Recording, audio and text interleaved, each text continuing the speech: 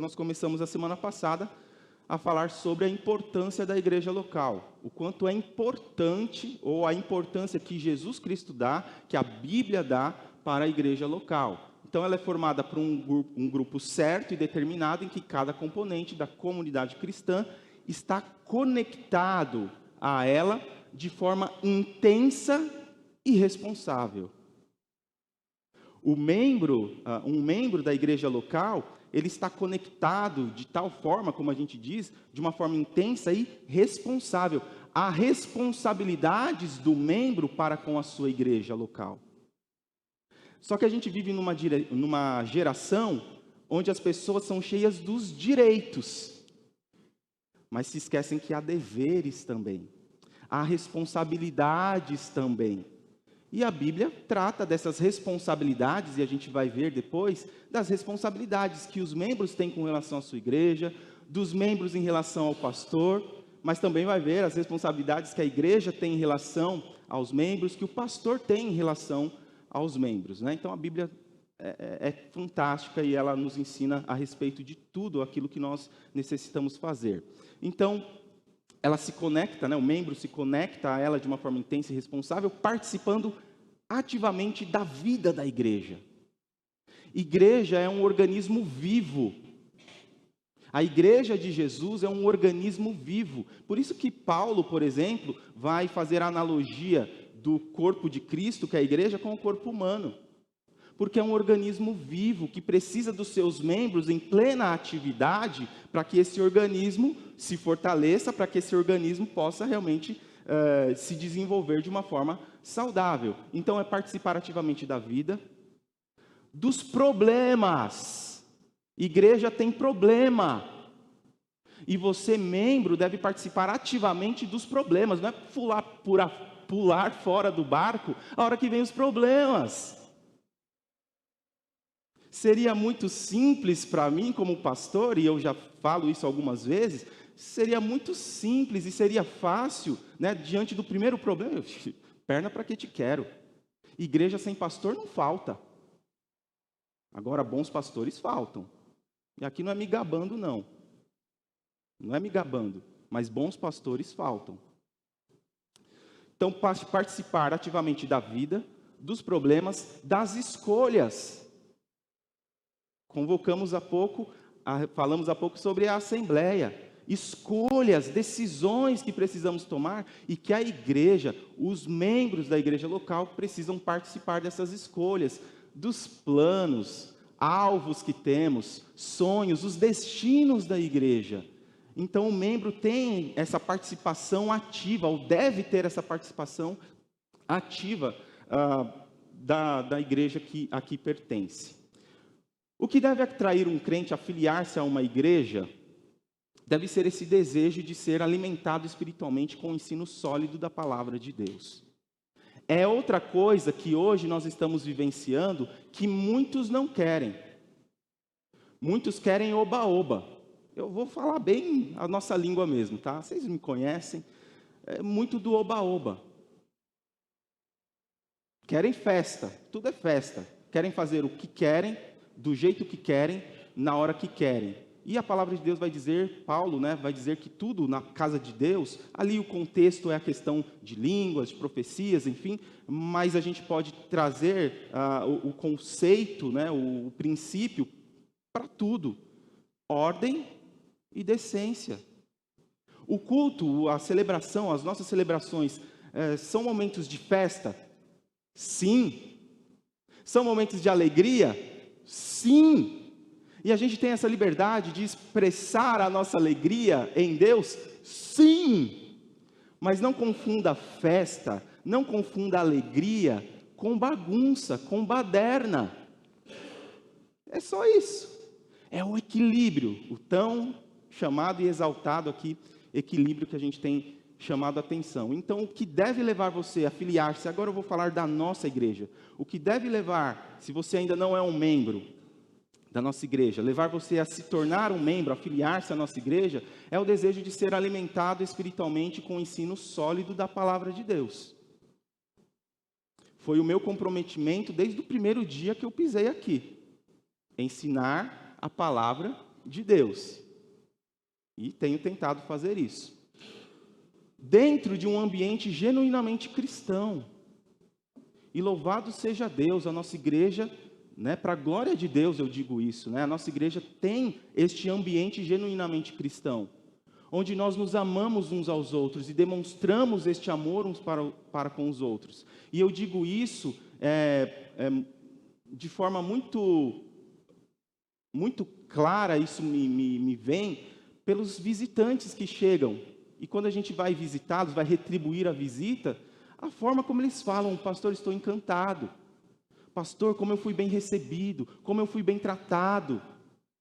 Isso, nossa, gera aquele orgulho, vou dizer o orgulho santo, se isso existe, gera aquele orgulho para o pastor, em relação à sua igreja. Então, somos uma igreja que ama a palavra de Deus e que vive e tem o desejo de viver esse ensino sólido da palavra de Deus dentro desse ambiente genuinamente cristão, em que a sua edificação e da sua família sejam promovidos com alegria e paz entre pessoas que com coração puro invocam o nome do Senhor, de acordo com 2 Timóteo 2, 22. Muito bem. Uma outra coisa que nós vimos a respeito da importância da igreja local, é que é na igreja local que pessoas de diferentes idades, diferentes origens, cada um aqui tem uma origem diferente, às vezes diferentes etnias até, culturas, formação intelectual, nível social, todos são convidados a viver em plena harmonia, formando uma verdadeira família. Então, independente da nossa cor, da nossa nacionalidade, da nossa descendência, dos costumes que temos, semana passada falamos sobre costumes, diferença entre costumes, enfim, mas são pessoas que estão juntas, para viver em plena harmonia, formando uma verdadeira família. E aqui nós temos famílias dentro dessa grande família. E como família, individualmente, cada família aqui individualmente, você sabe os dramas da sua família. Você sabe que a sua família tem problemas, que a sua família não é uma família perfeita, que o seu esposo não é o príncipe encantado que você sonhou, que a sua esposa não é a bela adormecida que você foi lá acordar com um gostoso e doce beijo e viveram felizes para sempre.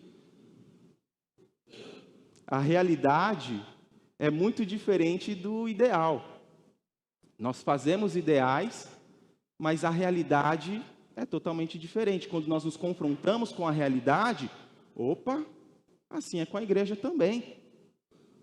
Nós temos um ideal do que é a igreja, de como deve ser a igreja, o que o pastor deve ou não deve fazer, como deve agir e proceder em tal ministério, agir de tal forma, mas o real, a realidade é totalmente diferente do que idealizamos.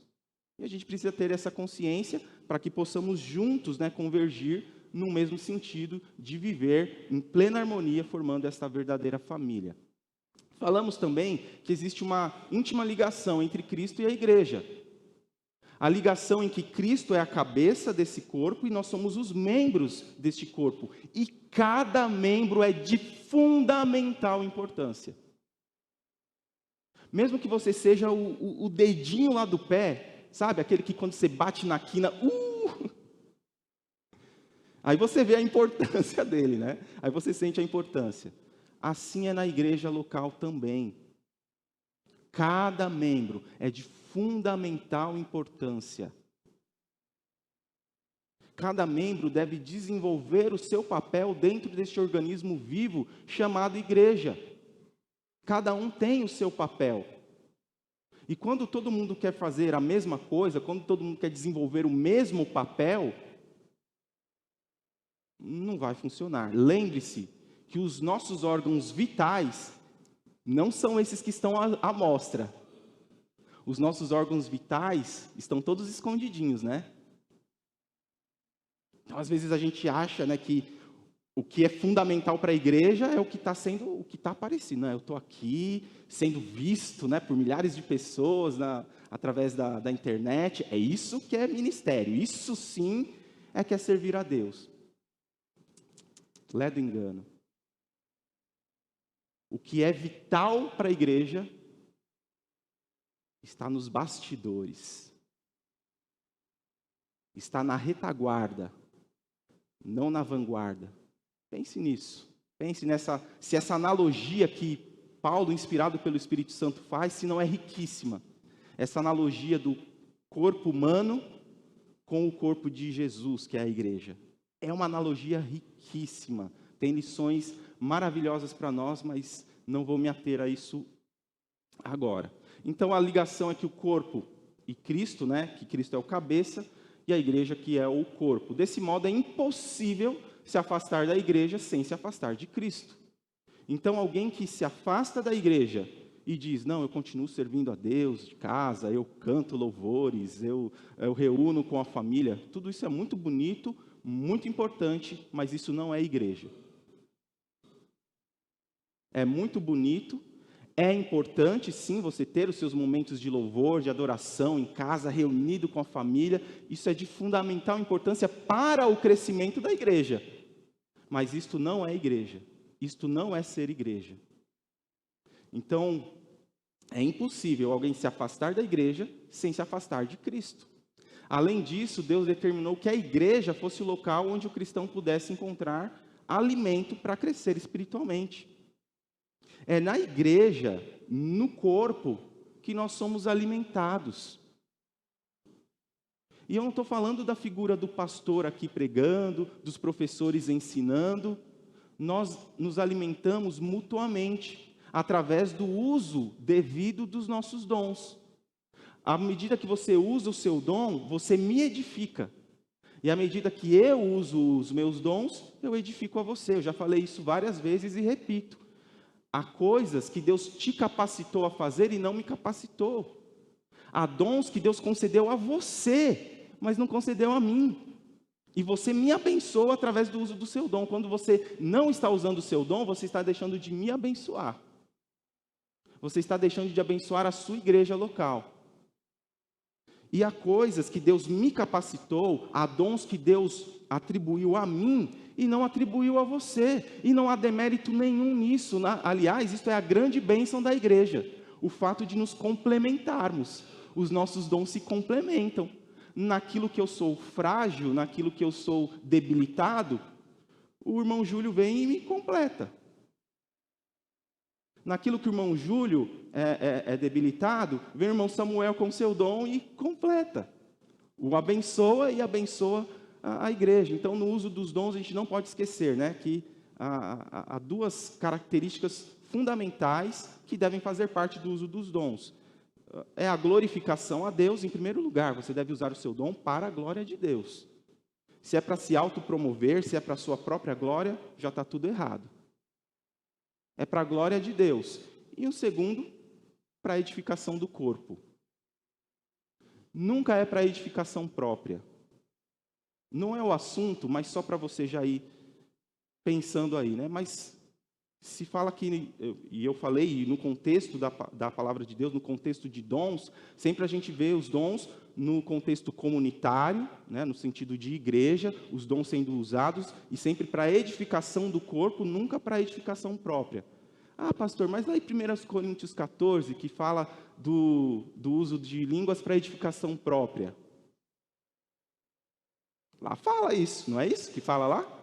Fala consigo mesmo, né? Fala com Deus para a edificação, para a sua própria edificação. O que Paulo está querendo dizer com isso? Cenas do próximo capítulo. Vamos lá. O cristão que não participa de nenhuma igreja local e diz que é possível ser um bom crente adorando a Deus sem sair de casa, não compreendeu a espiritualidade ensinada no Novo Testamento. Claro que aqui, quando a gente fala de espiritualidade, a gente precisa fazer uma distinção. Espiritualidade não é ir à igreja. Mas, obviamente, alguém que é espiritual vai ter o desejo de conviver como igreja, de estar na igreja, de viver a comunhão, de viver a harmonia, a paz entre os irmãos. Mas espiritualidade não tem a ver com estar na igreja, ou com ser membro de igreja, simplesmente. Tá? Espiritualidade vai muito além, é muito mais do que simplesmente estar assentado num banco de igreja.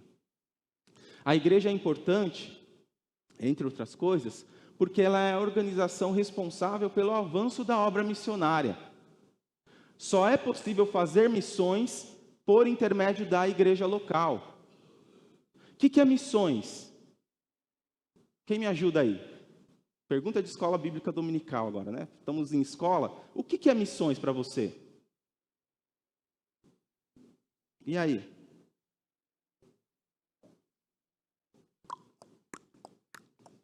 A irmã Valquíria vai falar aqui. Traz um microfone para ela, por favor. Vai pensando aí. O que é missões para você?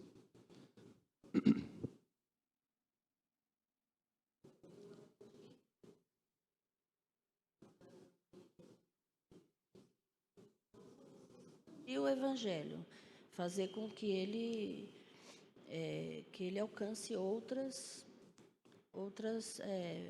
pessoas, né? A nível de mundo. E que é uma ordenança, né? Joia. Alguém tem alguma complementação? Um pensamento diferente? O que é missões? Espera aí, deixa o microfone. Da propagação do Evangelho vem também o discipulado também, que é feito também através da igreja. E por que missões associadas ao discipulado? Porque se você tem um novo convertido, através da propagação do Evangelho, precisa-se ter um acompanhamento com esse novo convertido através do discipulado, que é aí outro papel fundamental da igreja. Ok. Mais alguém? Irmão Samuca? Quando você fala em missões, eu creio que engloba muitas coisas, né? Há várias formas de você fazer missões. A própria palavra de Deus fala: ide por todo mundo e pregar o evangelho a toda criatura. Isso aí, você indo, você está fazendo missões. Pregando o evangelho e anunciando o evangelho do Senhor, você está fazendo missões. Mas você pode fazer missões também através da sua contribuição mensal para os missionários que estão pregando o evangelho. E você pode estar fazendo missões também, orando por eles, onde você não chega, a sua oração chega para abençoar aqueles que se puseram a propagar o evangelho aonde nós não podemos ir. Então, quando se fala em missões, no meu pensamento, assim, engloba muitas coisas que você pode estar fazendo missões. Até no discipulado, igual o irmão citou ali. Muito bem. Mais alguém quer expressar sua opinião?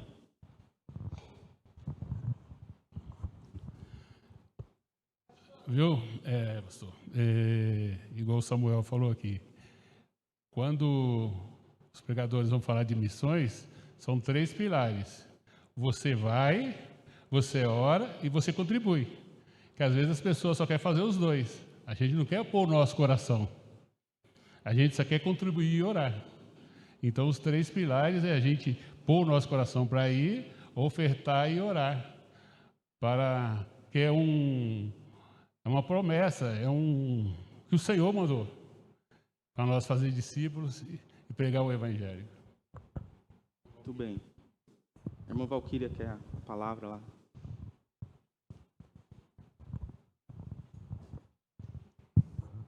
É que eu estou vendo aqui a definição da palavra missão, né, num todo, que significa incumbência de um propósito, é um compromisso, é um dever, é uma obrigação que se tem ao executar. Joia. Então, dentro do conceito da palavra em si, né, o significado da palavra em si. Pastor, eu vejo missões assim como uma semeadura. Porque eu tiro, por exemplo, o nosso Brasil. Para que o evangelho se propagasse aqui na nossa nação, alguém um dia teve que vir para cá e trazer a semente da palavra. E hoje nós somos esses frutos. E esses frutos vão dando outros frutos e a gente vai se multiplicando.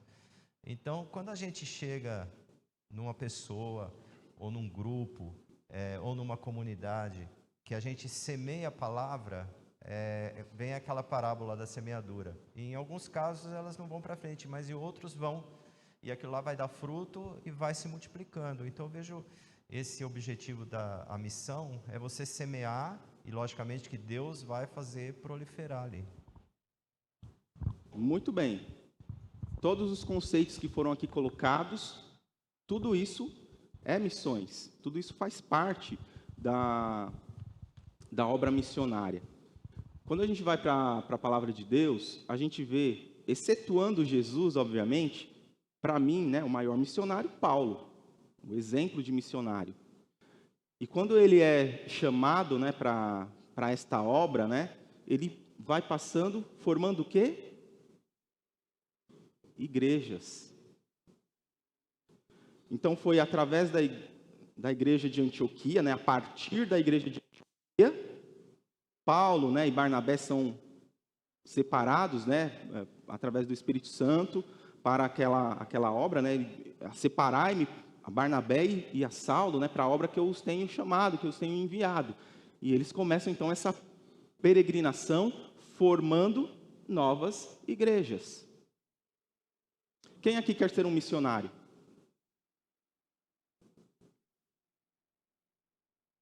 É uma pena, porque, de acordo com a Bíblia, você é um missionário.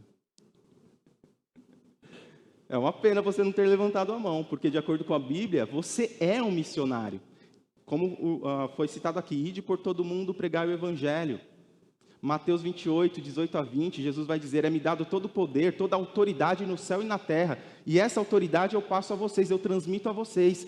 Ide, fazei discípulos de todas as nações. Esta é a missão primordial da igreja.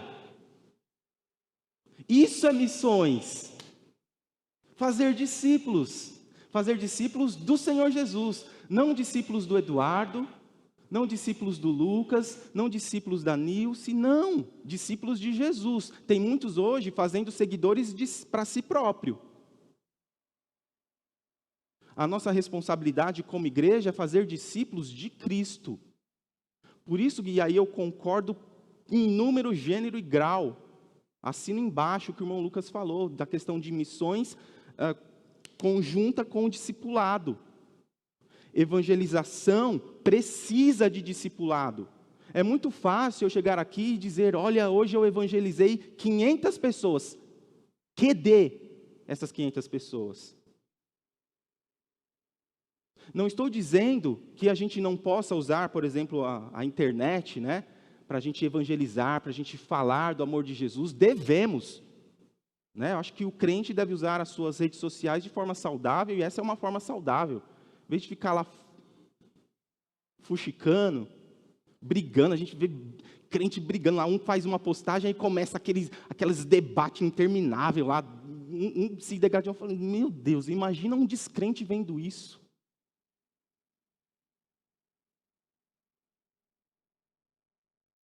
Hoje mesmo eu vi uma postagem, né, de um acontecimento aí, algo que aconteceu ano passado e tomou-se uma decisão agora, né, com relação a um pastor. Misericórdia. E começam a brigar, é isso mesmo, porque é herege, porque é isso, porque é aquilo outro. Ah, gente, onde vai levar isso? Mas, enfim, missões é isso. E eu sou um missionário, e você é um missionário, é uma missionária. A diferença está na vocação especial que há, né? Muitos que vão. Mas Jesus nos ensinou a orar, né? A rogar ao Pai que mande ceifeiros para a sua seara. E eu incentivo você a, quando fizer essa oração, a se incluir. Fazer como Isaías fez, né? Foi Isaías, né? Envia-me a mim. Fazer como ele.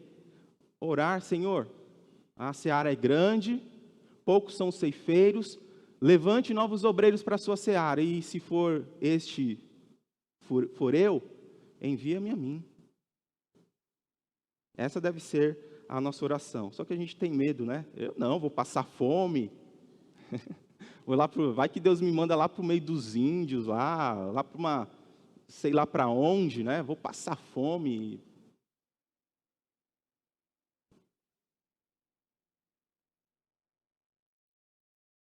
Eu vou incentivar meu filho a ser doutor, ser um engenheiro, e por aí vai, né? Ele precisa ganhar dinheiro, afinal de contas, né? Vai ser um jogador de futebol, né? Hoje, por exemplo, para homens, né? O sonho, né? Ser um jogador de futebol. Por que não um missionário? Por que não um pastor? Misericórdia, pastor, sai para lá. Mas, enfim, posso dar testemunho vivo e rico de que Deus não nos deixa faltar absolutamente nada. Deus é generoso para com aqueles que colocam a mão no arado e não olham para trás. Mas a igreja é importante por isso. Ela é essa organização responsável pelo avanço da obra missionária. É a igreja, a partir de uma igreja, que se formam outras igrejas. Não é através da briga. Eu briguei lá, discuti com o irmão Salvador, aí ele pega as malinhas dele, pega a biblinha dele, aí tem um salãozão aqui agora, alugando aqui embaixo, não sei se... Aí tem um salãozão aqui alugando, o irmão vai lá, faz das tripas, faz aquele empréstimo no banco lá, para alugar lá, aí forma lá a igrejinha dele. Gente, isso está fadado ao fracasso. Tudo que começa errado tem fortes chances de dar errado. Não é dessa forma que começa-se uma igreja. Uma igreja começa a partir de outra igreja. É a igreja levantando, né? Então aí se levanta lá do meio, aí sim, né? O irmão Salvador foi tocado por Deus, foi comissionado por Deus para ir, sei lá para o outro lado do mundo.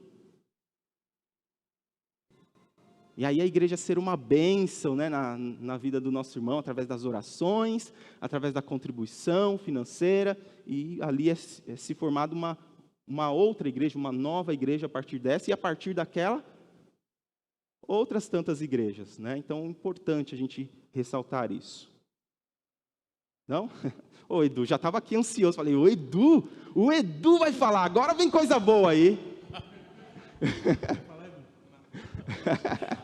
Ô pastor, em relação ao problema, eu vou sair da igreja, vou para outra igreja, eu confesso que eu vou dar um pequeno testemunho aqui, que muitas vezes eu pensei em ir para outra igreja, sair dessa igreja, né? Eu também. Eu já pensei várias vezes. E teve uma vez que eu fui indicado, e eu gosto de servir, eu fui indicado a ser diácono da igreja. Aí, como tem a doutrina da igreja, né, tem o estatuto, tem o regimento da igreja, aí no dia da assembleia, não, Samuel não pode, porque ele não tem a família dele aqui, principalmente a esposa. E para a honra e glória do Senhor, Deus me proporcionou de várias vezes servir a ceia sem ter minha mulher aqui, que faltava diácono, né? Aí o pastor Benito, tem alguém? O irmão Samuel, vem ajudar a servir aqui que não tem diácono, né? Então eu servi a ceia. Mesmo Ele não deixa, podendo, o irmão não deixa de ser diácono pelo fato de... E a gente vai falar depois disso, né? Vai adiantando eu ficava aqui. muito triste Mas com há uma isso, diferença assim, entre o ofício e o dom. O irmão tem esse dom de diaconia, de serviço, de servir. Isso não impede de servir. Agora, o ofício, aí a Bíblia coloca lá os princípios, né? Tanto para pastores quanto para os diáconos, e são os mesmos. São basicamente os mesmos requisitos, né, que se coloca para 1 Timóteo 3, depois você pode ler lá, mas a gente vai ter essa lição também, e fala lá. Então há uma diferença entre ofício e dom. Mas depois a gente fala mais sobre isso. Então, aí a respeito disso, é bom a gente estar dentro da igreja, que a gente está sempre aprendendo, né? E parece que numa mesma época que eu estava assim, pensando em sair, veio um pastor e falou, se você está pensando em sair da igreja, não adianta você pensar que você vai para outra igreja, que você não vai encontrar problemas, porque onde tem gente, tem problemas. Então a gente já vai pegando essas coisinhas. Aí, na mesma época, aquela ilustração que o pastor citou domingo passado, foi eu mesmo que falei. Sim. Eu estava ouvindo uma pregação, chegou um membro da igreja para o pastor e falou, pastor, eu vou sair, eu vou ter que procurar outra igreja, que eu não estou sentindo bem nessa igreja. Aí o pastor pegou e falou com ele, por quê? O senhor está pregando, tem gente no celular, o senhor está pregando, tem irmã falando uma com a outra, tem gente andando na igreja, essa igreja está muito desfocada de Deus, eu vou sair. O pastor falou, tudo bem, você pode até sair da igreja, eu concordo, mas vamos fazer um teste primeiro, se você passar, eu dou todas as condições de você sair. Eu falei, tudo bem, então qual é o teste?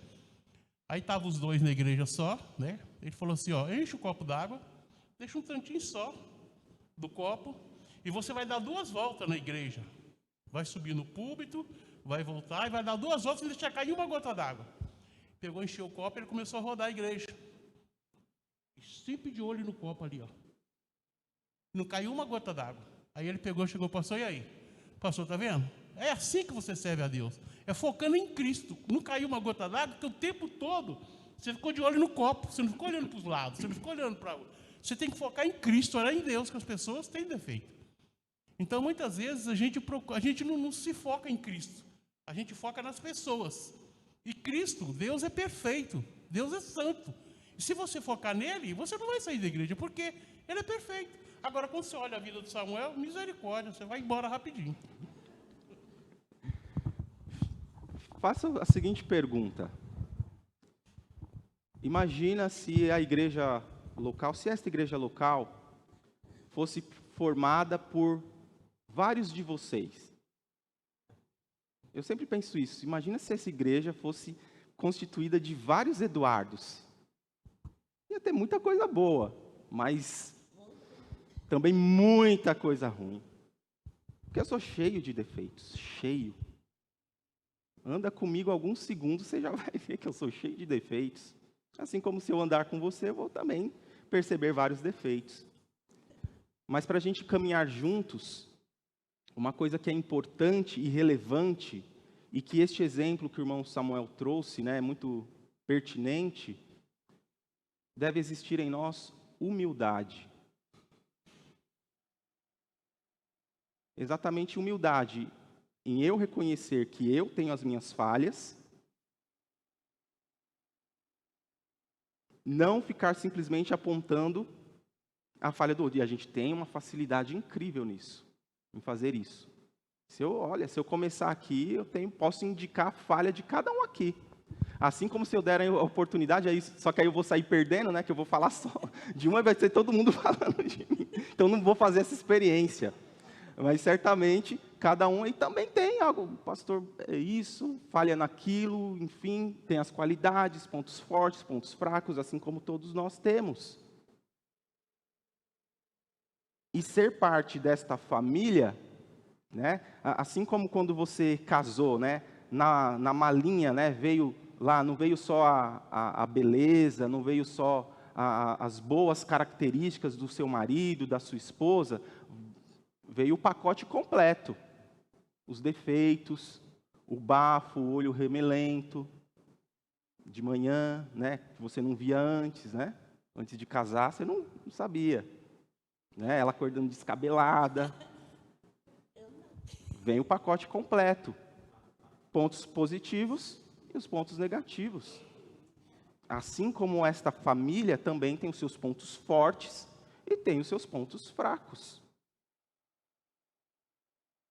E aí exige da parte de cada um essa humildade de reconhecer quais são os seus pontos fracos e nos seus pontos fortes, a gente estava falando de dons, eu usar para abençoar a minha igreja. Ora as bolas. Eu estou vendo uma coisa, uma deficiência aqui na minha igreja. Isso aqui está deficiente. Por que eu não me coloco nessa brecha? Opa, eu consigo, isso aqui eu consigo fazer. Olha, pregar não é comigo, pregar eu não consigo. Mas limpar o banheiro eu consigo. Não, mas limpar o banheiro eu não quero. Olha, cantar, eu tenho uma afinação perfeita. Me põe lá para cantar, Amanda, me chama lá, hein? Me coloca lá no grupo. Quero fazer parte do ministério de louvor.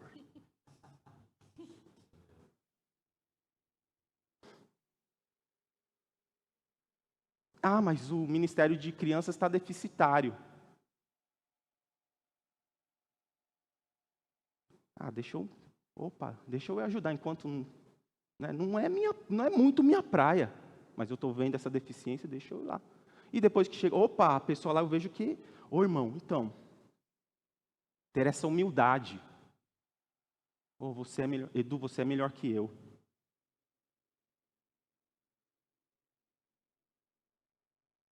Eu sonho com uma igreja madura a esse ponto. Porque nós falamos a semana passada. E eu me usei como exemplo. Seria muito cômodo para mim estar lá na igreja de onde eu vir. Uma igreja que tem problemas também. Que tem as suas dificuldades também. Que apesar o que pode aparentar, né? Poxa, uma igreja grande, não falta nada. Mas quem estava lá trabalhando nos bastidores sabe que é sempre as mesmas pessoas carregando uma carga tremenda. Não é diferente de nós. Só que eu poderia estar lá numa certa comodidade. Eu tinha recursos financeiros à minha disposição. Eu estava trabalhando exclusivamente com os jovens. Tinha recursos financeiros à minha disposição. Era só chegar lá para o Giovanni de lá. Irmão, estamos precisando disso, disso e disso. Só traga a nota fiscal. Tinha que ter nota fiscal. Tinha recursos humanos. Pessoas me ajudando. Tanto adultos, né, que em algumas atividades lá nos ajudavam, nos apoiavam, e a equipe dos jovens mesmo. No último ano, eu estava com uma equipe, gente, fantástica. E quem está usufruindo disso é o Júnior. Foi criada uma equipe fantástica. Eu podia estar lá. Mais fácil. Mais cômodo. Mas Deus não nos chamou ao comodismo. Deus nos chamou ao serviço. Veja nas Escrituras os exemplos de homens que foram chamados por Deus. Sempre estavam em alguma atividade. Sempre estavam fazendo algo. Desculpa a expressão, Deus nunca chamou e nunca vai chamar vagabundo. Eu estava lá. Deus me chamou para cá. Até quando? O desejo do meu coração é até que Cristo volte. O meu empenho vai ser esse, até que Cristo volte. Problemas vão ter? Sempre. Sempre. Mas aí é questão de alinharmos os pontos, reavaliar o que precisa ser reavaliado e continuar em frente, seguir em frente. Tá? E a gente novamente desviou um pouquinho aqui, mas... Pastor, a irmã Valquíria. Eu queria fazer uma pergunta, que é uma dúvida que eu tenho, e deixa eu ver se eu me faço entender. Quando a gente... Só um minutinho. Ô, Daniel, vá olhando aí para mim, por favor, no YouTube, se tem pergunta, comentário. Se bem que a gente vai ter que... a gente tem mais uns 10 minutinhos, vai. Quando a gente vê igrejas superlotadas, que é aquilo que foi falado a princípio, né?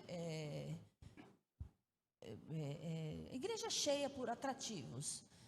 Eu fico me perguntando assim, biblicamente falando, existe um termômetro, se é que existe, para uma igreja? Porque, por exemplo, quando eu era criança, eu ouvia muito dizer que as igrejas tinham que formar filhos, outras igrejas, né, congregações. E depois você vê que, em questão de quantidade, que nem sempre é qualidade. Então, eu queria saber, assim, biblicamente falando, se existe esse termômetro para as pessoas pararem de julgar a igreja pelo tamanho, ou pela quantidade de membros, ou coisas que fazem dentro da igreja. O termômetro, eu diria que é a espiritualidade de cada um. É realmente essa conscientização que cada um deve ter em si, né? E aí é cada um que vai fazer essa avaliação. Eu não avalio, eu falo que a nossa igreja é uma excelente igreja. É uma igreja, é uma grande igreja. Não uma igreja grande, mas é uma grande igreja. Porque aqui se prega a palavra de Deus, exclusivamente a palavra de Deus. A nossa igreja, ela não é movida por, por atividades. Não é uma igreja ativista, nesse sentido, né, de todo dia tem programação. Gente, haja cabeça para pensar toda semana uma coisa diferente. E tem gente que pensa que é isso, que ser pastor é isso, é ficar pensando coisa diferente o tempo todo e se colocar na brecha para ajudar ninguém quer. Sabe exatamente o que o pastor tem que fazer, como deve fazer. Ó, o pastor tem que fazer isso, fazer aquilo. Hoje, quando chegam assim, tá bom, irmão, faça. Aí ficam até até entortam o nariz, mas tá bom, faça, ué. É simples, né? Chegar, tem que fazer isso, fazer aquilo e tirar o corpinho fora, né? Como a gente fala, né? Então é importante a gente levar isso em consideração. Mas esse termômetro, biblicamente, não vai dizer aqui, olha, uma igreja. Aliás, a Bíblia vai nos mostrar princípios que mostram uma igreja saudável. O que é uma igreja saudável? Começa pela pregação da palavra. Isso vai se tornar uma igreja saudável. A oração, a evangelização, discipulado, isso faz parte de uma grande igreja. E vai ser através disso que a igreja vai se tornar uma igreja grande, né? Eu particularmente, eu prefiro ter uma igreja reduzida, formando outras igrejas em locais onde não haja igreja, que isso fique bem claro. Não adianta nada, né? Aí tem lá uma igreja, mas não é batista bíblica, então tem que fincar lá a bandeira da denominação nesse determinado local, senão não vale. Gente, o evangelho está sendo pregado, vamos para onde o evangelho não está sendo pregado. Simples assim. Simples assim. Não, mas é porque o costume é diferente. Nós temos costume diferente também aqui. Um coloca o arroz por baixo, o feijão por cima, o outro é o feijão... Gente, isso faz você mais gente ou menos gente do que eu? Não! O fato de ter algum costume diferente faz alguém mais crente ou menos crente do que o outro? Não! O fato de eu estar de terno e gravata faz eu mais crente do que o Daniel que está de camiseta e calça jeans? Não! Só que nós somos muito tendenciosos a ser levados pela aparência. Então a gente vê a aparência, poxa, olha só, a escola bíblica dominical lá na igreja tal tem 351 pessoas. Amém, louvado seja Deus por isso. Aqui, sei lá quantos a gente está aqui, uns 20, talvez. Louvado seja Deus pelos 20 que madrugaram hoje para estar aqui às 9:30 da madrugada. E louvado seja Deus. Não é a quantidade que vai qualificar se uma igreja é uma boa igreja, uma igreja saudável ou não. É a espiritualidade de cada crente. É a santificação, é a santidade de vida, é a cooperação. A gente vai ver, não hoje, né, mas a gente vai tratar de outras questões aí, vamos falar sobre cooperação, que é uma das coisas que fazem parte do contexto da igreja. Não sei se eu consegui responder, mas qualidade, né, não tem nada a ver com quantidade. Muito pelo contrário. Não quer dizer nada. Uma igreja pode ser enorme e não estar fazendo nada em prol do reino de Deus. Tá? Alguém falar aqui? Não? Então vamos lá, caminhando aqui. Tá passando aí. A igreja também é importante Porque ela é guardiã da sã doutrina. Então, entra nessa questão aí de uma boa igreja, uma igreja saudável, preserva uma doutrina saudável, a doutrina bíblica, a doutrina da palavra de Deus. Ela vai guardar a palavra de Deus, a sã doutrina. Ela não vai se deixar levar por desvios doutrinários, sejam eles quais forem. A verdadeira igreja não compactua com as constantes novidades doutrinárias que dia após dia aparecem no cenário dito evangélico.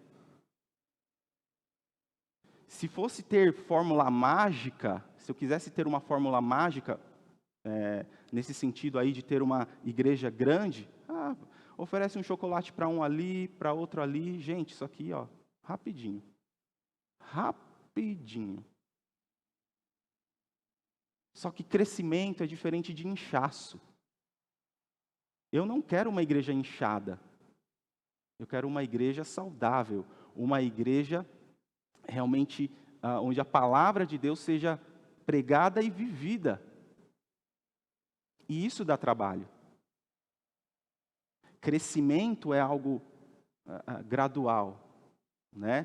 Temos aqui pais, né, que ainda têm filhos pequerruchos, né, e outros que já se tornaram adultos, né? E houve um desenvolvimento, né? Foram anos, são anos, e é assim também.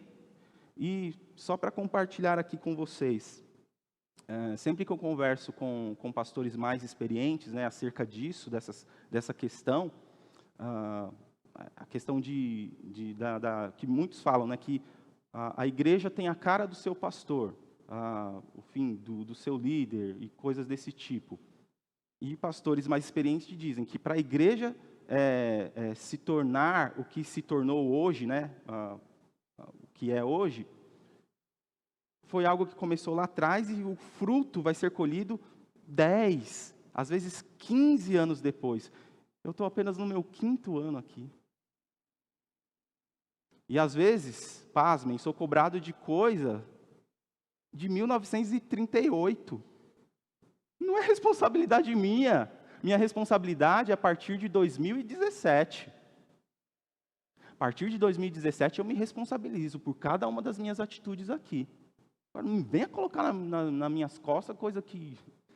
Oxe, que negócio é esse? A igreja é importante porque ela é guardiã da sã doutrina e ela não compactua com essas novidades doutrinárias. Todo dia, se você ligar a sua TV, se você ligar o seu rádio, você vai ver uma novidade doutrinária, né? Alguma heresia sendo falada, sendo ensinada aí nas chamadas igrejas.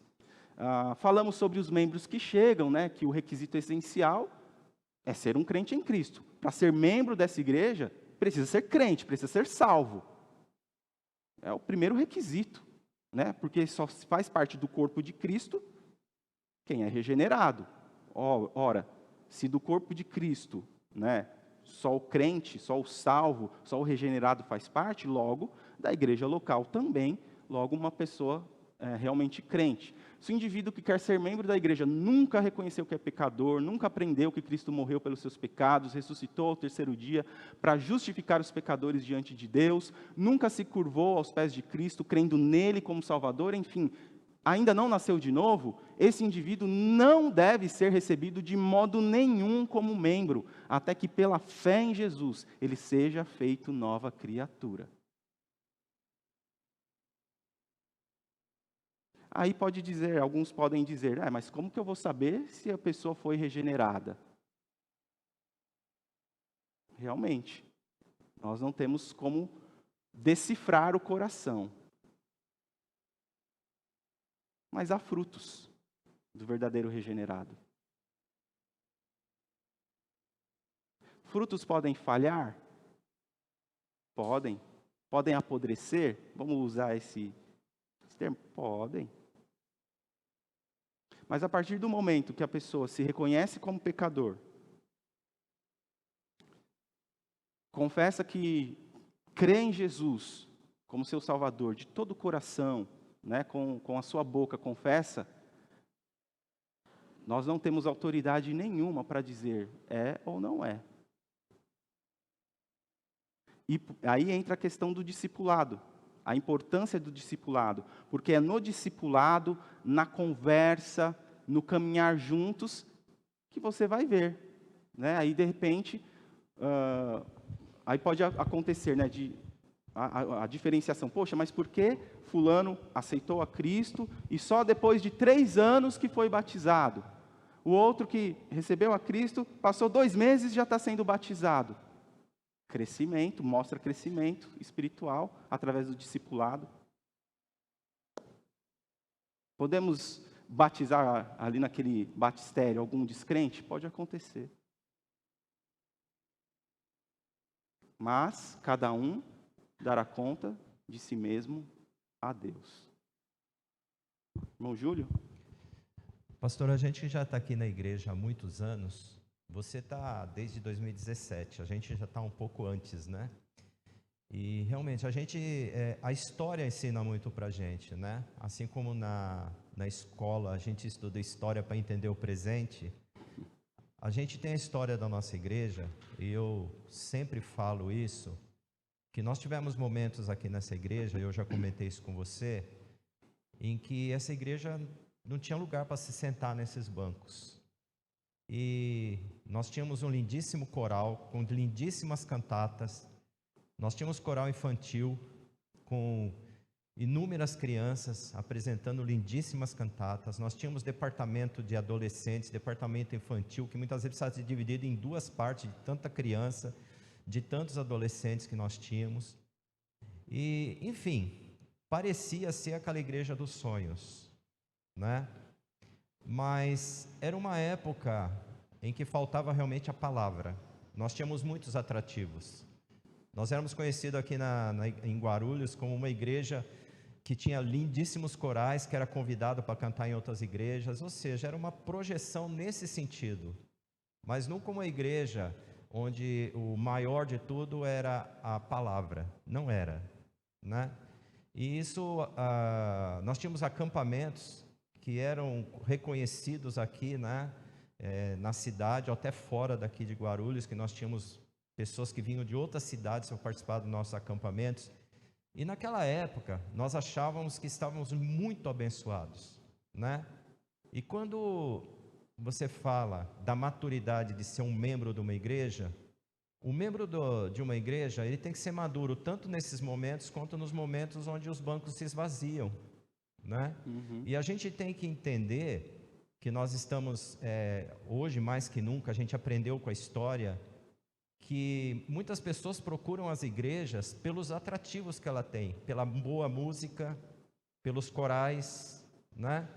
Então, eu fico triste de ver que igrejas que muitas vezes não têm isso, mas têm uma boa palavra, não estão sendo valorizadas. E sim a igreja do lado, que tem uma boa música, tem departamentos para todas as idades, então aquela é valorizada. Mas a gente olhando pela nossa história, como eu falo, a história ensina a gente, quando nós perdemos, vamos dizer assim, as pessoas que cuidavam de toda essa parte musical da igreja, que foram embora, a igreja se esvaziou. Muitas pessoas não ficaram aqui, foram embora também, porque na verdade o intuito dessas pessoas não era a genuidade da palavra, não era o sentido de aprender, que ser um bom cristão e colaborar justamente quando a igreja começou a decrescer o seu número, porque as pessoas estavam indo embora. E alguns foram no embalo, eu vou para aquela outra porque lá também tem coral, eu vou naquela outra porque lá tem isso, lá tem aquilo. Então a gente nota a falta de maturidade. Eu falo que hoje, apesar da gente ter inúmeros bancos vazios aqui, mas as pessoas que estão ficando, as pessoas que amam essa igreja, que amam a história dessa igreja, e que sabem que isso que nós estamos passando, porque nós temos uma boa palavra, nós temos realmente, hoje eu posso dizer que nós estamos sendo bem instruídos. Então é uma igreja que está procurando ficar dentro da vontade de Deus. Não que naquele tempo não estivesse, mas como você sempre fala e eu concordo plenamente, o objetivo maior da igreja é ensinar a genuína palavra. Coral a gente pode ficar sem, departamentos a gente até pode ficar sem, mas a gente precisa ter a palavra. Nós precisamos ser alimentados com essa palavra. Isso é importante para nós. E muita gente não vê assim, e por isso que os bancos vão ficando vazios. Então, a gente tem hoje muita igreja que está lotada, mas eu não estou julgando, amém, para as igrejas que têm a genuína palavra, amém por isso. Mas também temos que ter muitas igrejas inchadas, conforme foi falado. Então, às vezes eu fico imaginando se naquela época nós não estávamos inchados, ao invés de uma igreja realmente que estava trabalhando. Porque, falando hoje com o Daniel, nós tínhamos acampamentos maravilhosos, mas as pessoas muitas vezes se decidiam no acampamento, pastor, e daí um mês voltava para a sua vida corriqueira, esquecia tudo que aprendeu. Quer dizer, a gente vê pelos resultados que tem, e não apenas a atividade.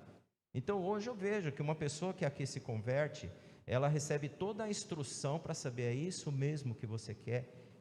Você tem essa responsabilidade como membro, é isso que você vai fazer? Então eles são instruídos. Outrora nós tínhamos isso, então as pessoas chegavam, que bonito, que gostoso, que coral lindo, maravilhoso. Aí na hora que o coral foi embora, na hora que os departamentos foram embora, essa pessoa foi embora também. Então é isso que eu tenho a dizer, que eu acho que a gente tem que olhar o momento que a gente vive e exatamente analisar. Temos falhas? Temos. Mas hoje, não querendo te elogiar, porque você merece elogio, na verdade. Nós temos um excelente pastor que está fazendo um trabalho maravilhoso aqui. Glória de Deus. E no entanto, ainda temos pessoas que criticam. Então vamos ver o que tem dentro dessas pessoas. É isso, Muito bem. E eu acho importante isso. Eu não quero ser unanimidade. Alguém já disse, que toda unanimidade é burra. Eu não quero me transformar numa unanimidade. Os irmãos que compõem hoje a diretoria da igreja sabem que toda reunião, ou pelo menos a última reunião do ano, normalmente a gente faz uma avaliação do ministério. Eu peço para que me avaliem, para que faça uma avaliação, para que eu possa rever conceitos, isso aqui, eu estou falhando aqui, deixa eu tentar aqui E eu não gosto quando fica falando, só faz a parte do elogio. Não. E os defeitos que eu tenho? Eu sei que eu os tenho. E a diretoria, principalmente os diáconos, e a gente vai ver isso, servem para isso, como conselheiros do pastor. Pastor, vamos por aqui. Olha, isso agora não é o momento, vamos pisar no freio, vamos por aqui. Não é melhor a gente fazer assim ou fazer assado? E graças a Deus a gente tem tido esse equilíbrio na nossa diretoria, Às vezes, algumas coisas, vamos dar uma segurada, vamos dar uma brecada, ainda não é o momento, vamos por aqui, vamos fazer assim, vamos fazer assado. E aí eu volto nessa questão de igreja grande igreja, volto no que eu falei a semana passada. O que está faltando para a nossa igreja é a gente mudar a nossa forma de ser igreja. Não é pentecostalizar, não estou falando de pentecostalizar, não estou falando de renovação, eu estou falando de inovação. De contextualizar, não mundanizar. Tem muita igreja mundanizada. Em nome da contextualização, estão mundanizando. Nós podemos ter uma igreja contextualizada para o nosso tempo, para a nossa comunidade e bíblica. Então é a forma de ser igreja que precisamos mudar. Só que não é assim, meu irmão, minha irmã. Não é da noite para o dia que se muda. É devagarinho. Imagina se eu fosse chegar na igreja no meu primeiro ano, chegasse dando na goela de todo mundo. Eu não estaria aqui. Então não se preocupe. Coisas que precisam ser tratadas, estão sendo tratadas. Com quem precisa ser tratado. O trabalho está sendo desenvolvido. E lá na frente, para a glória de Deus, nós teremos grandes resultados. Amém?